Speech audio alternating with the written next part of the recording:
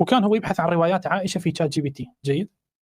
فأنا اليوم راح أسوي فقرة، هذه أول مرة أسويها، راح أدخل على تشات جي بي تي في إحدى أجهزة القناة، زين موجود هو بيها، وراح نتكلم وياه على روايات عائشة. جيد. بس استعدوا، راح تسمعون غباء منقطع النظير وإعادة بالكلام وتكرار فشيء مو طبيعي. بس احنا نريد الذكاء الاصطناعي الذي يحوي العلوم الموجودة في كتب السنة كلها، من المفترض أن يرد بأجوبة مقنعة قاتلة، وهذه الردود اللي هو يردها المفروض أنا ما أقدر أردها.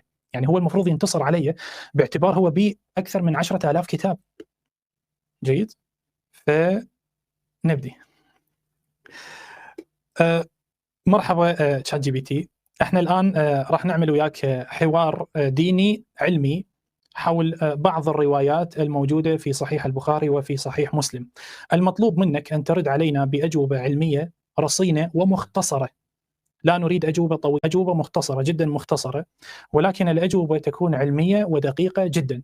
السؤال هو حول رواية في صحيح مسلم في باب حكم المني.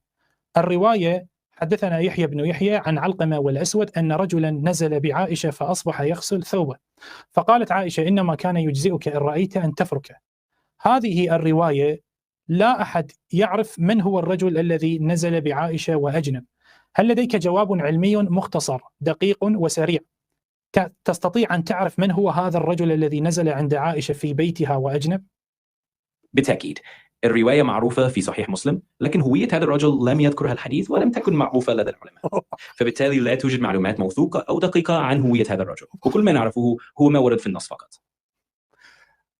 السنة كانوا يتصلون على الشيخ أمير القريشي ويقولون له إن هذا الرجل هو عبد الله بن شهاب الخولاني، بشهادة رواية ثانية موجودة في صحيح مسلم تحت هذه الرواية.